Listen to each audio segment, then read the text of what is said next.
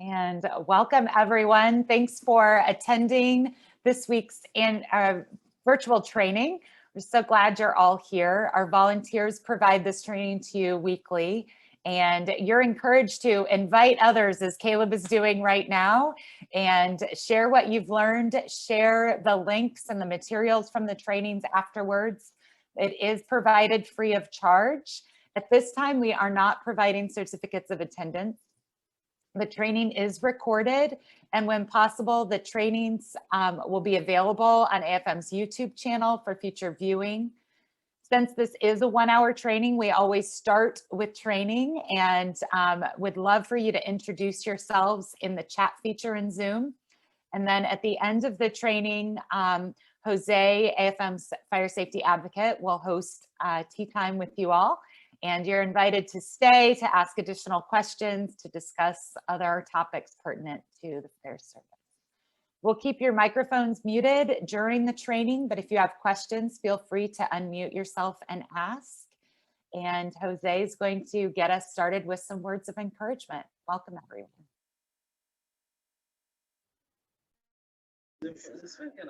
Nancy? Yes, yeah. Some of your team is there. Wonderful. You see, thank you. Welcome. Thanks. Welcome, everyone. Okay. Glad to see you here. Yeah. All right. Thank you, Nancy. Thank you, everyone, for joining. Thanks, Caleb, for inviting all your colleagues. And if they stay longer, it will be great. Now, today's, we're going to go to the word of encouragement of the day. And I will read from the 90 days of encouragement. And 90 days of encouragement, overhauling your faith. I jump into day 29. Today, I'm not going to follow the sequence, but I really loved this day 29 by President and Missionary FCF International, Craig Duck. On the day 29, he wrote a 3-day cord strand.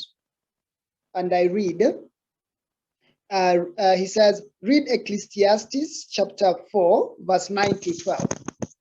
Encouragement of the day. And if one prevail against him, two shall withstand with him, and a threefold cord is not quickly broken. And that is Ecclesiastes chapter 4, verse 12. Just about every fire truck in the country has rope. Tucked away in some compartment on the apparatus is some kind of rope that is placed in a bag and ready for use. In the fire service, rope has many different functions.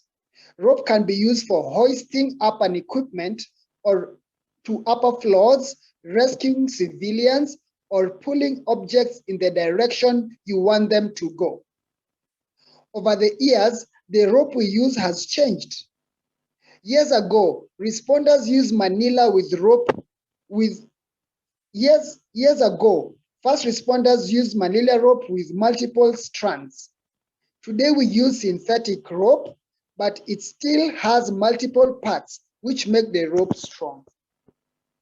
A Christian firefighter today has many people and things trying to pull them in many different directions. Some of the first responders may want to go drinking with them. Some want you to join in activities with you known are wrong and go against the biblical principle. Occasionally, we will even stumble and fall. The Bible encourages us to have godly friends. In Ecclesiastes, we read that a threefold cord is not quickly broken. This threefold cord is your inner circle of Christian friends that you hang out with. Christians should seek out friends who will encourage you to read the Bible and follow God's principles, not to follow the crowd. Godly friends who will study the Bible with you, encourage you when things get tough. If you don't have godly friends, Pray that God will point them to you. Then you can become as strong as that rope you carry on your apparatus. Lord, thank you for the friends you have given to me. Help us to be pleasing to you in everything we do. Mr. Howard, thank you for joining us yet again today. And in just a short while, after I pray, you will take us through. Let us pray.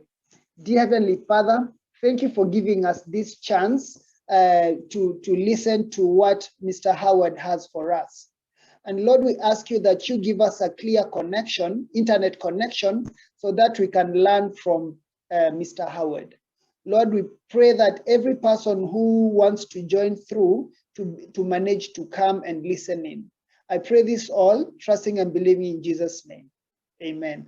Mr. Howard, take us away, sir. Thank you, Jose, and welcome to everybody who's here.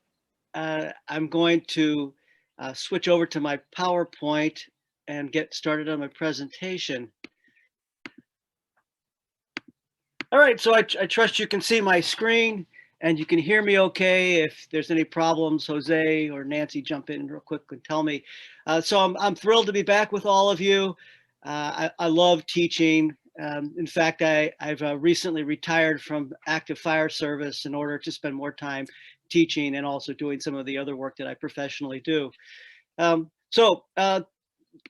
Today's session is going to be, the broad title is search and rescue, but the very specific topic is a form of search and rescue known as enter, isolate, and search, V.E.I.S, sometimes just as V.E.S, but you'll see why the I has been added in and it's so important. So let's see. So the first thing I want to do before I get started is I want to offer some thank yous. You know, none of us know what we know or would know anything that we know if we're not for the people who came before us. And so in this presentation, I want to give a particular shout out to a number of firefighters. And I'll have to be completely honest, I've never met any of these firefighters in person, but I've learned from them through videos and through their articles that they've written. So first to a Mike Gagliano, who I learned a tremendous amount about in terms of survivable spaces and buildings. And you'll understand more why I say that as I go through my presentation. And then a firefighter named Mike Champel, who you will meet informally through a video today, who's a New York firefighter who's just been a great resource, teaches in a lot of online and teaches through articles. In the United States and North America and eventually throughout the world owes a great debt of appreciation to the UL Firefighter Safety Research Institute. They're actually able to do, replicate fires time after time in order to teach us the most information about best ways to fight fires. In this particular training session, I'm also indebted to the Fire and Rescue Department of Fairfax County, Virginia. You'll see there's some videos from them and from Frank Ricci, also from the New Haven Fire Department, and Anthony Avilo. These are all just firefighters who have taken the time to make videos and training videos and talk about some of their experiences. And of course, I have a huge thanks to the Africa Fire Mission for the work that they're doing and for giving me the opportunity to be able to teach you and connect with firefighters all over the world, which is probably part of the, one of the two high points of my 20-year career as a firefighter has come at the last couple of years, and that's been involved with, been connecting with people like you and connecting with other firefighters all over the country. I live in a small town, and in this small town, we tend to talk to each other about firefighting, and that's not necessarily the best way to learn and grow, and so it's been really valuable. And of course, just a shout out to all the firefighters who've come before me and taken the time to teach me and keep me safe and help me be able to be a better teacher and better firefighter, and most of all, a better person. So a little bit about me before I jump into the presentation, just so you have an idea who I am. This is me. I've been in the fire service since 2001. I was initially asked to join the fire department in my town as their chaplain.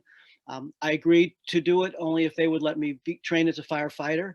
I trained, and over the course of the years, I climbed the ladder until I ended up becoming a deputy chief in 2018. and I just recently retired at the end of February. And I wasn't sure whether it was going to happen this year or next year, but due to a person who was able to step up in the next position, I was able to step out. And I retired. I loved the firefighting, but at my age, I felt like it was not good to my family to put myself in that kind of situation, and I'd rather spend more time teaching and training. Plus, the other hat I wear is I'm a congregational rabbi. I have two small communities. One as sort of my primary one. It's outside of Boston, and which means I have to commute to it. The other is in my hometown where I'm actually retired from, but they're in search of a rabbi, and so I'm filling in. And I'm also a life coach. I'm a wilderness guide. I build canoes. So I've got a lot on my plate, and it was time to step down from being an active firefighter. That's me. That's me in my religious garb. That's me in my firefighter garb. That's me canoeing. And that's a canoe that I built a few years ago. So now let's get into firefighting. Let's see. So what I'm going to talk about is something called V.E.I.S. It's a form of search and rescue. And so my first question to you, if you want to answer it, is what does the V stand for? Or the E, or the I, or the S? If you want to put it in the chat, that's fine. We could take a minute and see if this is something you know about. You might, or you might not. It doesn't really matter because we're going to talk about it anyway. So, you know what? Let me interrupt myself, and I want to backtrack and say something about online training. Firefighters are hands-on people. We love to get dirty. We love to be wrestling with our tools. We love to, we love to develop the muscle memory, right? That's really important. But there's also two other parts of proper training and drilling. We want to know the why. Why are things the way they are? Why does fire work the way it is? Why is building construction matter? What all the whys, kind of the thought process behind firefighting. Firefighting is a science. It's not just grab a hose and put water on things. So there's the why, and there's the how you do things. And there's a lot of ways to teach the how. So why lends itself well to teaching online, because I can show slides, I can talk, I can teach, and and you're sitting down and you can take notes. So it works. The how, well, I can show you videos how it's done. I can show you how the techniques work, how they all fit together, and you can put the pieces of the puzzle together. But the memory muscle comes from the drilling that you do. And that's the third part, which you all will do in your fire departments, following your local guidelines and procedures. But in terms of the how and the why, that's what doing online stuff is really good for. So let me go back to having said that. Let me now say, what is V.E.I.S? Just going to check real quick to see if anybody in the chat has thrown up any thoughts. Excellent. Joshua puts it in there. Vent, enter, isolate, search. You got it. So V.E.I.S, that's what those stand for. V.E.I.S is a tactic for searching specific areas where there is both a probability of a victim and survivable conditions. I want to emphasize the word tactic. It is a very specific set of activities that you do in response to an overall strategic response to a fire situation. So there's got to be a probability of a victim, which means someone has told you, I think there's someone inside this building. That's a pretty good clue that there's probably someone inside. Or there are clues that tell you, there might be someone in there. A clue might be the time of day. It's evening and you see cars in front of their house, or it's you see toys in there around the house. All of these things could be clues that tell you someone's inside, or maybe there's lights on in part of the house. So those are clues that tell you there's a probability of being a victim. Therefore, the tactic of V.E.I.S might be appropriate. The other condition that you need to take into account is survivable conditions. There may be victims, but the structure might be completely engulfed in flames, and there's no way there's no survivable conditions that you can see after having done your 360. On the other hand, you have a probable victim, and you can see that there's some survivable conditions. For example, there's a room that doesn't look like it's been impinged by fire yet, or you see a room that does seem to be impinged, but they say the windows are wet. The windows are wet on the inside. It tells you it's not gotten so hot in there that it's just evaporating all the moisture. So you're looking for the V.E.I.S tactic is appropriate in a response where there's a probable situation of a victim and there's survivable conditions. And by the way, along the way, if you have any questions, put it in the chat, and hopefully Nancy or Jose will see it and they'll give me a shout. So in this course, this is what we're going to cover. You're going to be able to name and understand each of the steps of V.E.I.S. You're going to understand the importance of the sequence of each of the four components of V.E.I.S. It's really important, as you'll see, why you do it in this order. You're going to learn how to do each of these steps, and you're going to learn when to use them. And it's up to you to practice them, to get with your teammates and find ways where you can simulate a situation where you're doing a V.E.I.S search and rescue.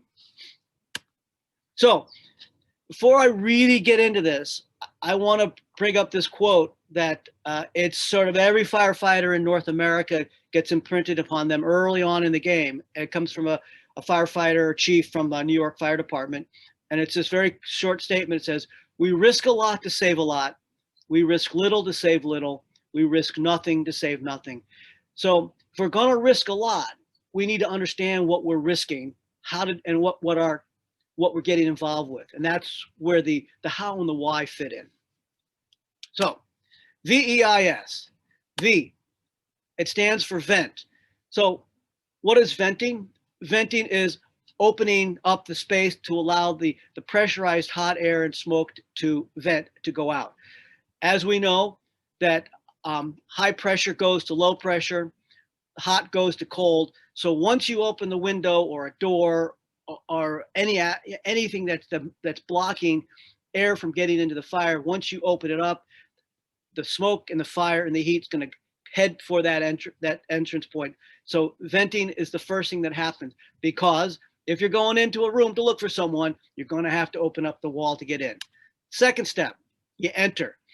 How you get into the room, we're going to go into the details of ways to access the space, but that's the next thing you do. Now you're going in. Once you're in, you're going to isolate. The isolate means shut the door on the other side of the room if it's open.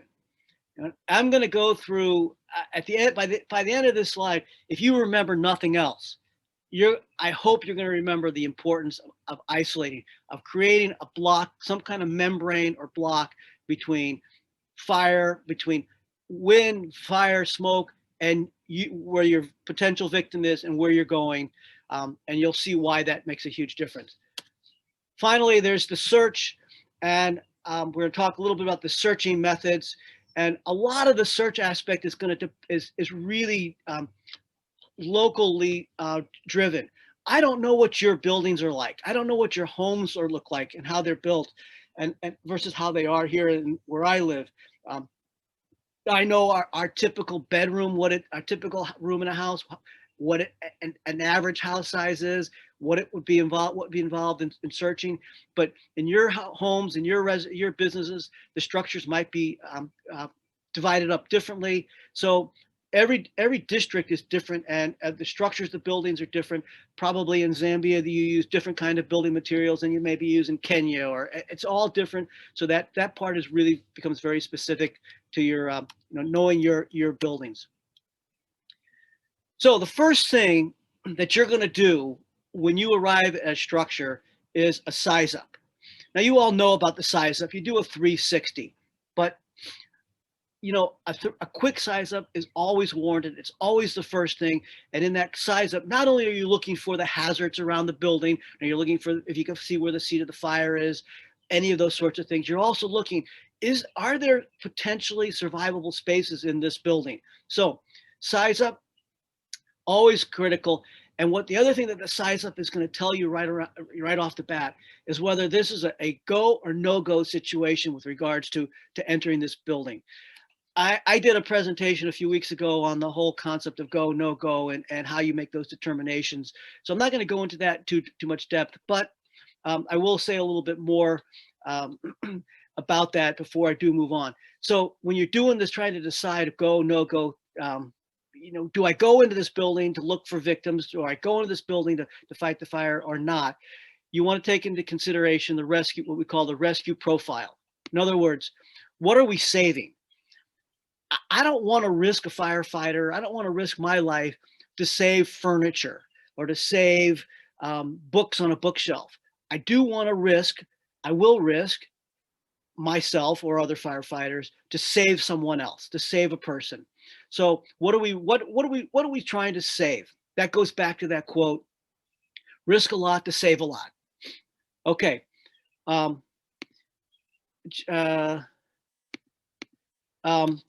next thing on the list is, what's the building profile? What does the building look like? What condition is it? Is it on the verge of collapse? No brainer, no go. But you know, is it reasonably safe, given that what we're doing is generally dangerous, to enter this building? So the building profile, what's it look like? The third thing to take into account is what we call the fire profile. What's the fire doing? How much smoke is there? Each of these rescue, building, and fire profiles can each be expanded into a presentation. The three of them make up their own hour-long presentation. So I'm just gonna touch on them and just say, do you want to take these things into consideration? Last thing, when you're doing your size up, just remember, just because you see fire venting from a window doesn't mean that there's not survivable space in there.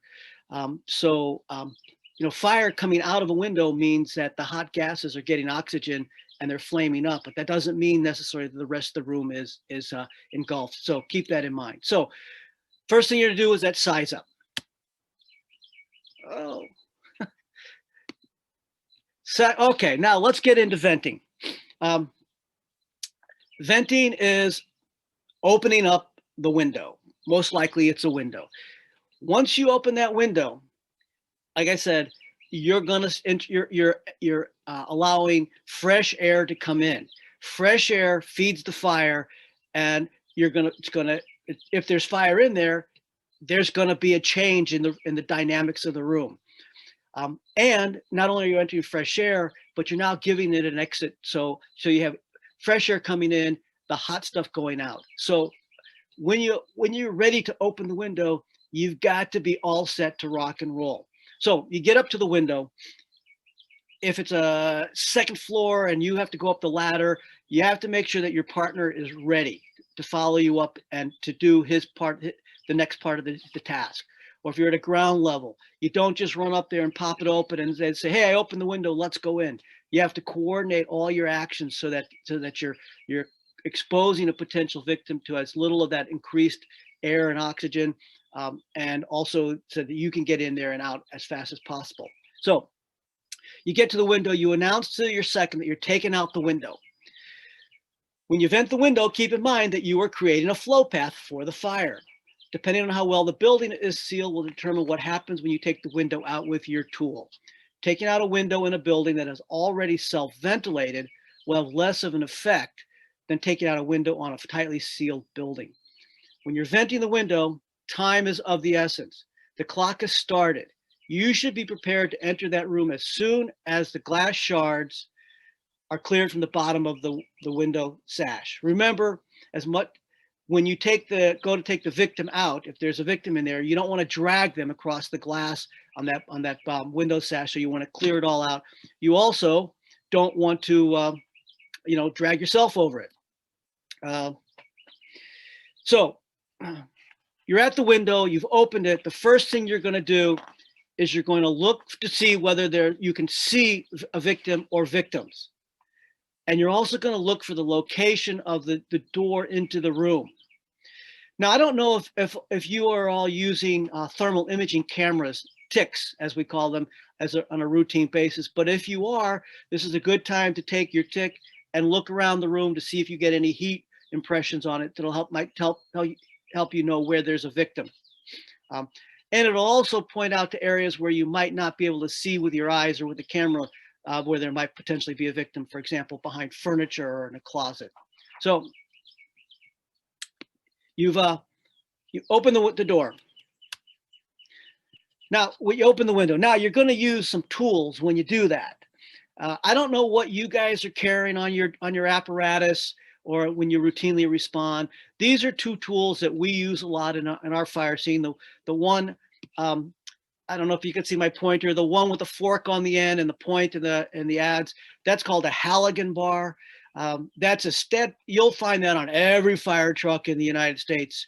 It's named for a fire chief from New York, 1948. His name was Hugh Halogen. He came up with this idea, and so it's got a you can pry, you can poke, you can bang things. It's a real solid tool. They come in different lengths. And the other tool with the yellow handle, we call a Pike Pole. You can see it's got something you could poke with and something you could hook onto. Multiple uses. You can pull down ceilings. You could hook it over window sills to use to slide into spaces, which we'll see later on in a slide. So these are important tools to have with you. And I don't know about you guys, but in our fire service, if you leave the apparatus and all you've got on is your turnout gear, your bunkers and all, and you don't have a tool in your hands, you're not prepared. So we get off the trucks, we grab one of these tools, standard, or a thermal imaging camera, or something, or an axe. So you got a tool with you. All right, now you enter the room. So the first thing you're gonna do when you enter the room is you wanna check under the floor for victims. That's the first thing. Now, if you're trying to get out of a place, you're likely gonna try and go to wherever the egress is, which is if you can't go through the door, then you're gonna go to a window. But you might get there and become overcome by the fumes. So first thing you're going to do once you've cleared the window is you want to tap the floor gently with your tool, whatever you have. You don't want to pound it hard to see whether it's solid yet, because if there's a victim there, you don't want to injure them. So you're going to take your tool and you're going to sweep it around to see if you feel anybody there. Once you determine there's no victims underneath your window, then you want to take your tool and you want to sound the floor. You want to pound on it and make sure that floor is nice and solid. There's a number of ways to go in. As you'll see as I go through the presentation, there's a controlled head first entry where you could take that long 6-foot pole, pike pole, and kind of sort of slide down it so that you don't just tumble into the room. That's one way. You could hook your feet over the window sills to make sure that you just don't fall in, and then you don't want to fall in and lose your air connections or drop tools and things, or may possibly get hurt. So you can use that to guide you in. You want to control your descent into the room. You want to control that entry so obviously you don't hurt yourself, and you also don't want to dislodge the air on your mask. So entering the room.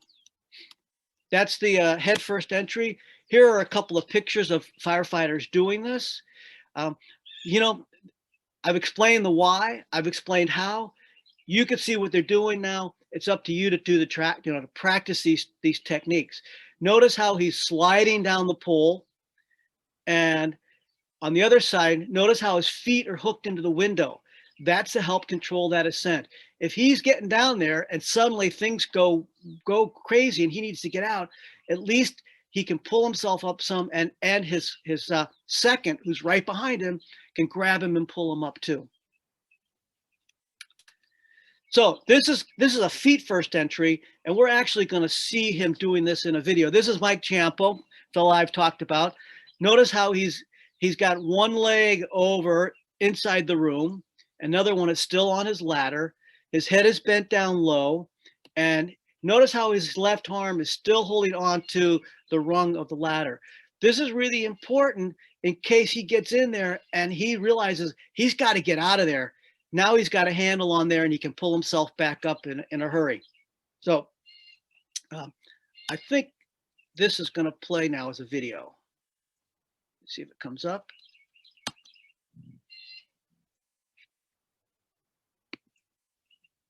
Oh, let me back up. It should be here.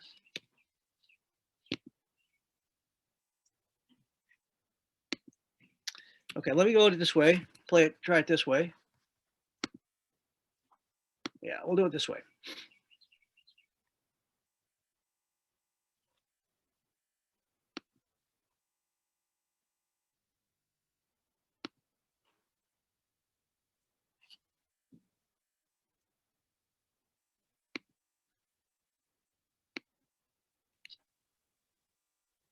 No sound.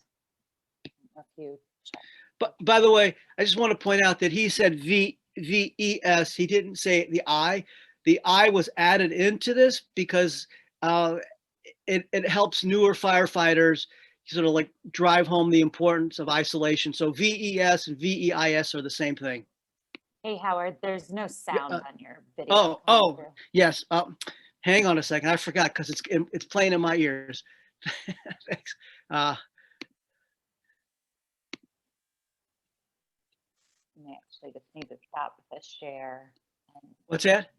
You may need to stop the share and reshare it by selecting the video to share the audio on the video. Oh no.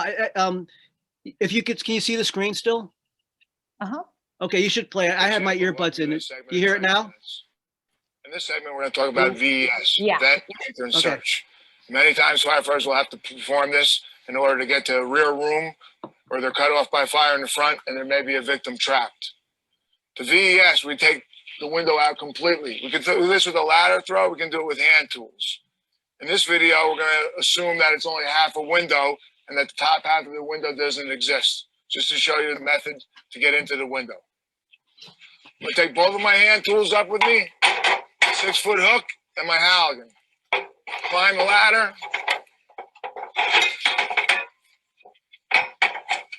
I want to pause there and point out, you notice how he's hooking the 6-foot ladder, 6-foot pike pole to the rung, and that's so that he can always have one hand, at least one hand on the rung. So he hooks it up, climbs a few, brings it up higher. It's a small safety tip that easily overlooked, something you might not be taught unless you are learning from a guy with the kind of experience like Mike has.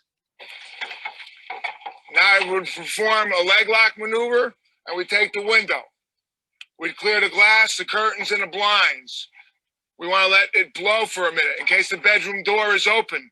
The escaping heat and gases can come right out here and light up. As we get up to the top, prior to our entry, most firefighters are taught to sound the floor. We like to sweep the floor first. What if the victim is here at the window? We could cause a worse injury.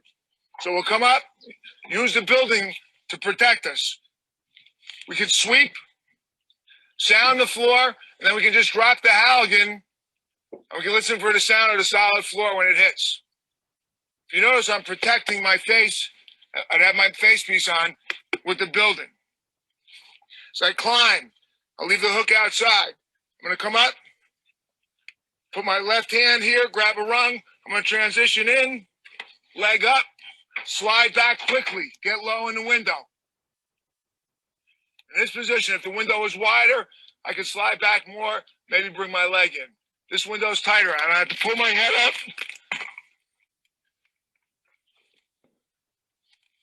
As you can see, this was my last part to hold on to.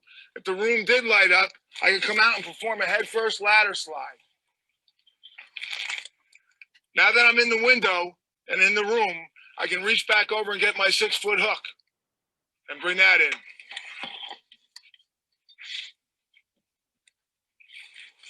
Some people teach prior to entering the room to take the 6-foot hook and open the ceiling space above you, checking for fire conditions above. Once we've entered the room and let it blow, we came in. I'm going to stop the video here. We'll come back to this, to the other part of it, but I want to move on. We'll cover the rest of it a little bit later on. So you've entered. The first thing you do once you enter in the room, the very first thing is that you want to identify the door or the other entrance points on the other side of the room. Typically in North America, in a residential structure, and also many buildings, the door is on the opposite side of the outside window. I don't know if that's probably true in a lot of your structures because it's a pretty basic building construction, but you want to identify that space, and no matter what, the first thing you want to do once you get in the room is make a beeline and close the door. If you can shut the door, shut the door. If you've got to take something else to block up, to cover up the door, cover it up. Whatever it takes, you want to isolate the room. You want to create some sort of barrier or a membrane between the fire on the other side of that door, that entranceway, and your room. Really, really important. Even if you go into the room and you see that there's a victim, you want to go straight to the door and close it. The reason for that is because there may be more than one victim, and it may take you a little while to figure out, to orchestrate how to get the victim out. But if you don't close that door, all you're doing is shortening the amount of time you have to do the rescue.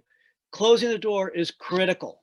It stops the flow path, and it makes the room, makes the room a lot safer for you and potential victims. You see these two rooms side by side. This was a house in Florida. The room that looks pretty well intact, the door was closed. Obviously, that's survivable space. You could tell from the toys and the things in there, that looks like a child's room. So if it was nighttime, that could have been, that could have been in there in bed. Look in the room on the other side where the door was open. Not nearly likely a survivable space. So in fact, when this fire took place in Miami, when the Miami-Dade Fire Rescue got there, they encountered a large volume of fire. And the structure appeared to be fully involved, and at first glance, it didn't seem like there was any survivable space. After most of the fire was knocked down with an outside defensive attack, firefighters then found a room that was unscathed, protected by a closed door.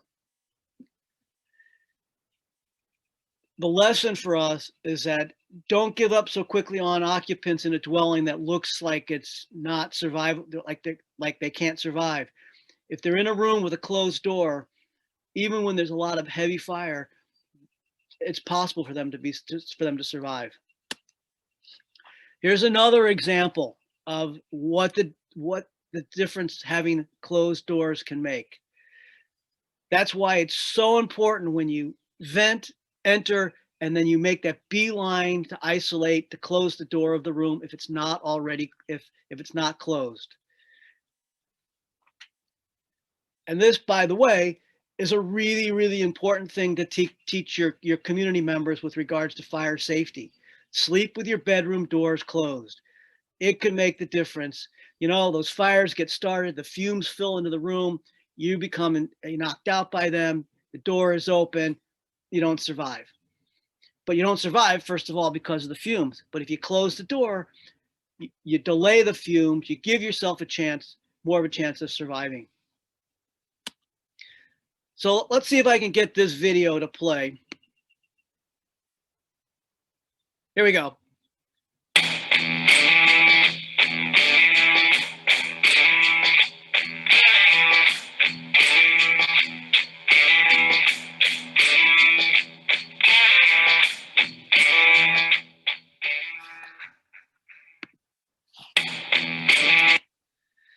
So you get it.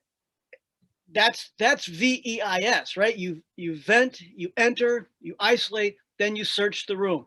So every department's going to have its own protocol, its own policies for how they execute that search. A lot of departments will do something like you do a left-hand search. So once you've isolated the room, unless your partner is standing at the window, and by the way, I may not have emphasized this enough, you're doing this with a partner, right? You have somebody at the window who's guiding you, who, if they have a thermal imaging camera, they're using it to direct you and keep an eye on you. And they're telling you, hey, look behind that couch over there, look over there. Hey, I think there's a closet there. If you can communicate like that. But they're there, they're watching you, and you go in, and if you're not making a beeline after the door to a victim, some departments do they'll call a left-hand search. They'll start on the left side of the room and they'll start working their way around, trying just to see, looking under beds, looking behind furniture, seeing if there's anybody. Again, depends on the size of the room. You're talking about doing a V.E.I.S tactical move. you're most likely talking about a small room, a bedroom, an office in a house, or something like that. So generally, it's a pretty small room. We're not talking about doing a search and rescue, attempt in a bigger space. We're talking about working in a particular room that you can't get to from the other side, as you're working down the hallway or something. So I want to play this video about a real rescue. I think it's informative, instructive. It lasts about 5 minutes. It should play. And, it's just reinforcing the how and the why.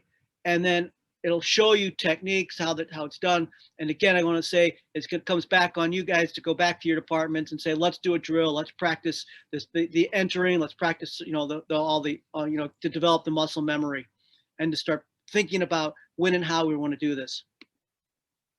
Plays. Oh, it's back. Let's give it a second. There we go. Fairfax County 911, where is your emergency? Hello, there's a fire in my house. Road. What's on fire? The kitchen, something in the kitchen. The whole kitchen's on fire right now. Okay, can you safely get out of the house? Yes, I can. All right, just stay outside and we'll have the help to you. What's your name? I'm the son in this house. I was sleeping. Okay, go ahead and wait outside. I'll get the fire department out there.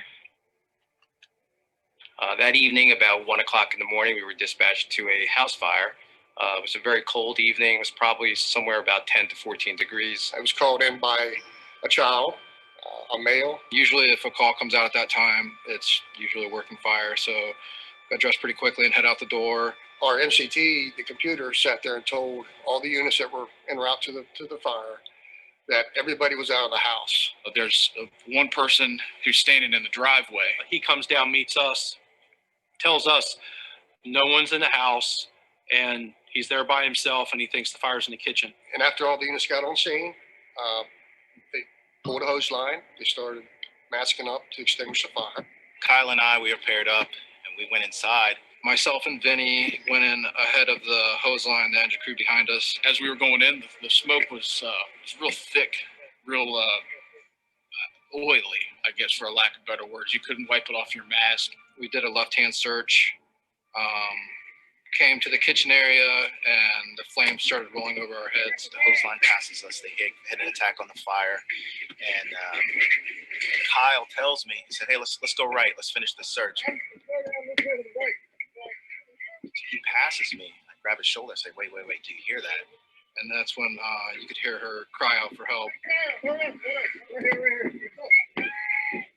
And as soon as I finish saying that, you can hear her knocking on the door.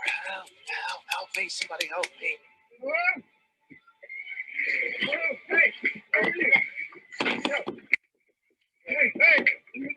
There was no smoke in the room. It was completely clear. She just kind of jumped up in my arms. So he grabs her, and I instantly went into, let's make a way. So I pushed things out of the way, pushed people out of the way if needed so we could get her out. Just talking, make sure everything's all right, checking around. And next thing I know, here comes a child being carried out right in front of me, screaming. And I'm going, what just happened here?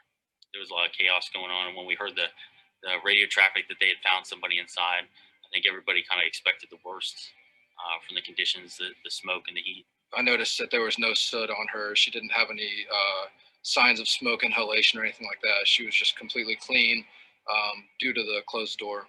Having that door closed gave us the time to get there and to get the girl out. She didn't have any marks on her, any soot on her. She closed that door. It's more than proof to me that it works. And being 1 o'clock in the morning, she's sound asleep, and just taking that one action, it saved her life. Just being able to look at the condition of the house, the kitchen, into the dining room, and then 5 to 6 feet beyond the dining room as to where her door was, seeing the condition of the outside of her door, and then opening the door and looking inside. It's basically a clean room where the whole inside of the house was completely smoke covered, burnt. So one thing I really took away from this call is how important it is to take this message and kind of share it with the community and my friends and family. Not only close before you doze, but to have working smoke alarms inside and outside of every sleeping area on every floor of the home. to practice your exit plan, to try and get out of the house. But then if you can't get out of the house, close your door and give us that time for the fire department to get there to help. So after going on this fire, I've realized what a big impact it can make to shut your door, and it can save your life. I think that a lot of kids as well as adults don't realize what a big impact it can make and how it can save your life. So I've been telling my friends and family to close before you doze. Close before you doze will be my slogan, whether I'm wearing a job shirt or not.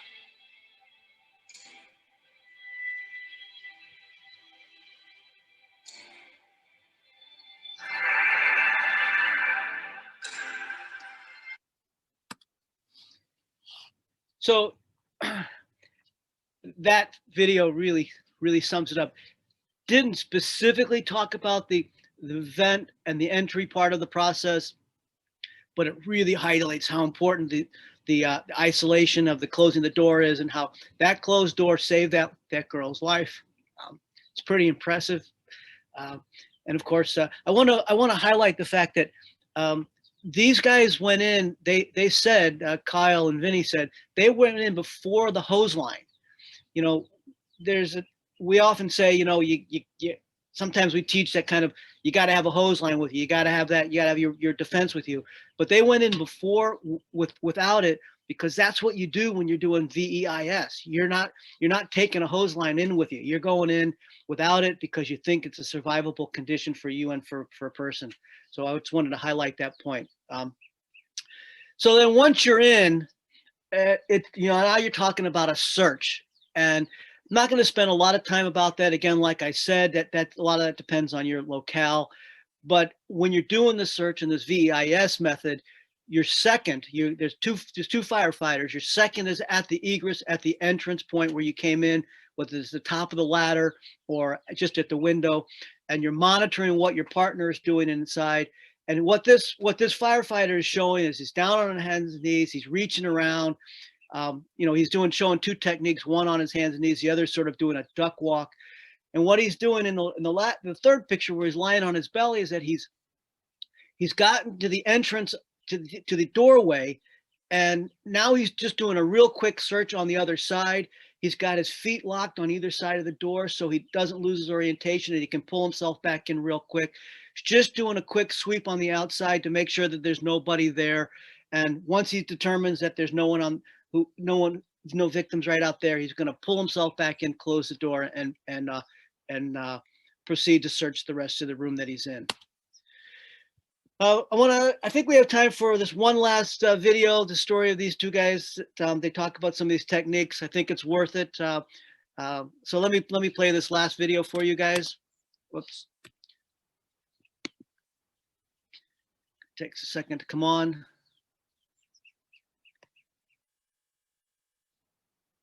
I'm just going to fast forward just to. In this segment, we're going to cover vent enter search operations in residential dwellings. It's one of the most dangerous operations on the fire ground. A few things to consider: the location of the fire, how it can get to you, the wind conditions. The big key you have to ask yourself is the fire, if it's not in the room that you're going into, can it get into the room?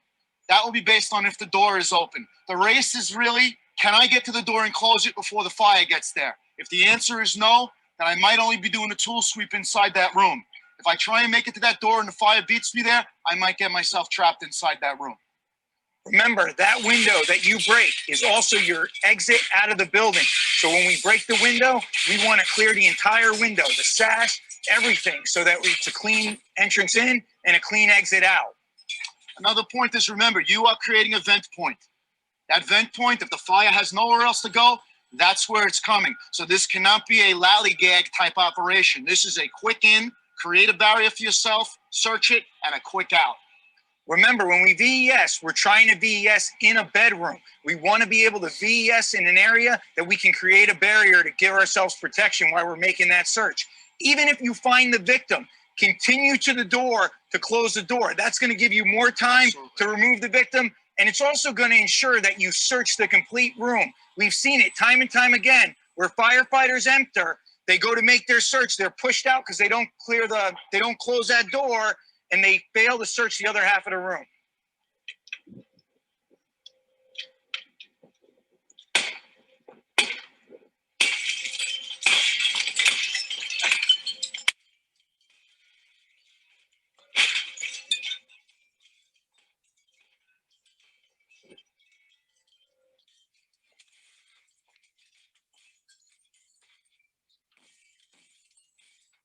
You just saw the firefighter clear the window. Remember, it's very important. We want to make that into a door.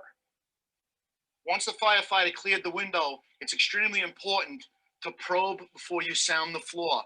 Victims that can't find their way out via the interior stairs, which are the safest, most effective path to least resistance out of the structure, will often be found beneath windows. If the first thing you do is sound the floor, you're going to turn a rescue into a recovery. At an incident, there was a 6-year-old victim underneath the window and was severely injured by a firefighter blasting down on the floor. So what we want you to do is probe first gently. Once there's no one there, now you sound the floor to ensure that it's going to hold. Okay, the firefighter is going to come in the window, stay nice and low. Remember, this is going to be a hazardous condition. Heat, smoke, fire, everything's going to want to come through that doorway. As the firefighter comes in, the second firefighter is going to come up the ladder to serve as a reference point so that if anything goes wrong or that firefighter can't close the door, they're going to be able to look, see the light on the firefighter, and be able to get back out the same window.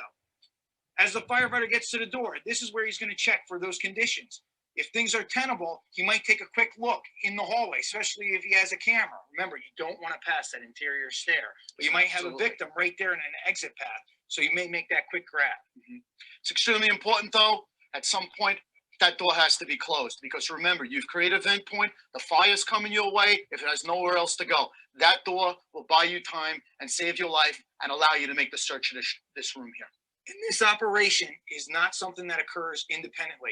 Command and the hose line needs to know where you're going to V.E.S. And firefighters have been left up in an untenable area when the attack team and the incident commander didn't know that they were up there because they didn't notify anyone. So you have to notify the attack team. You have to notify dispatch. You have to notify the incident commander that you are in fact going up above the fire. Extremely dangerous position to be in.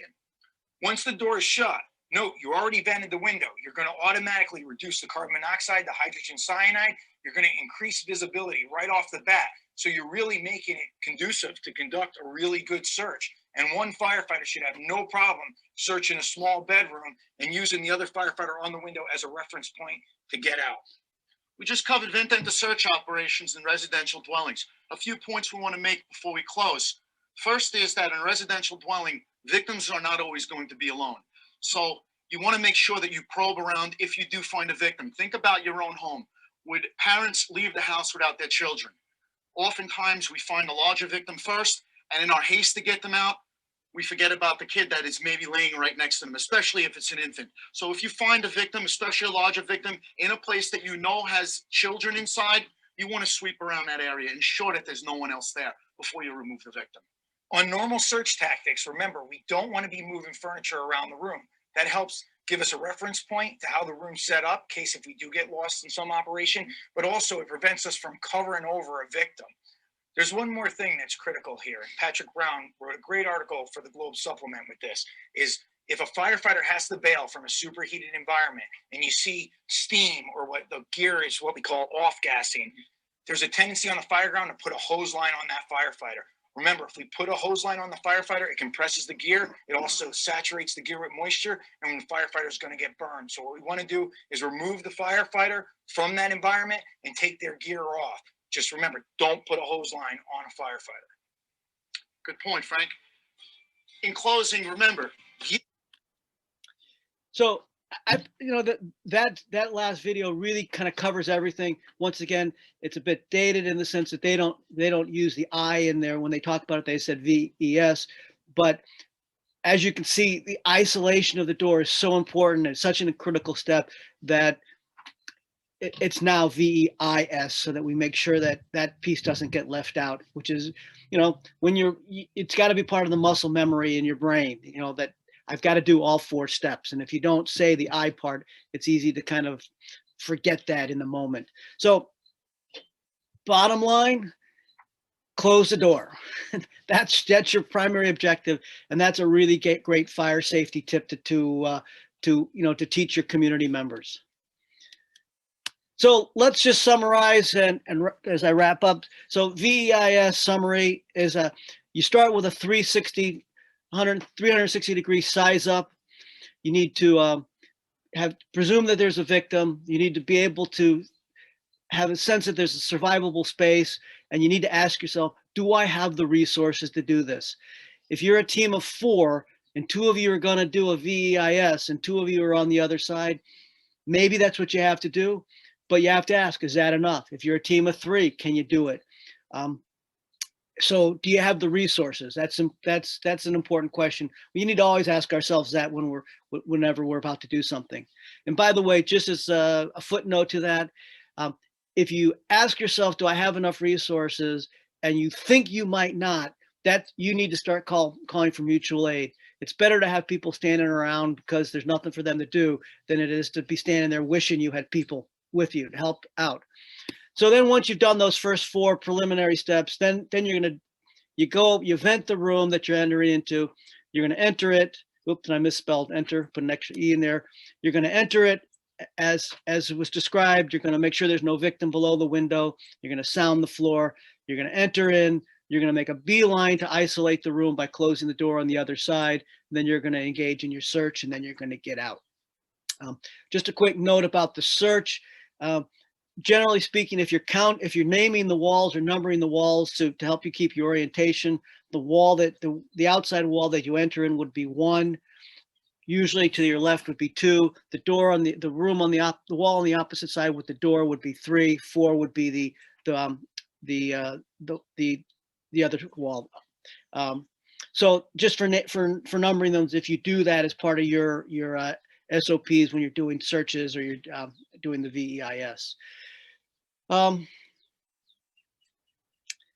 So I guess my 2 final thoughts are, if you remember nothing else of the particulars of the tactic of V.E.I.S, remember the importance of shutting the doors for your personal safety, for your family's safety, and as a firefighter, when you go into a structure, keeping that in mind, because it's all about that flow path that you want to control. The very last thought I always like to leave people with is this. It comes from a retired Vermont state trooper named Kurt Wagenbach, who I had the pleasure of hearing speak at a conference. He said, "We don't rise to the occasion, we fall back on our training." This is so important. You know, we have to drill, we have to know the how, we have to know the why, and we have to develop the memory muscles so that when we're in those moments where we don't have time to think, the brain has to kick in and do with what it's just been trained to do. That's when we fall back on our training. So training and drilling is so critical, it's so important. And with that, I've wrapped up, and I can stick around for a little while. If people have questions for me, you can ask them. You can unmute. Great. Yeah. Let me just formally wrap things up. Thank you, Howard. We are very grateful. There are actually several questions we'll make sure to get back to here in the chat. Grateful for all of you for attending. We have a great attendance today. So thank you everyone for participating. I did post the links to most of the videos that were shared in the chat, so you can refer back to those. We'll post those on our website as well as the recording from today will be on our website and on YouTube.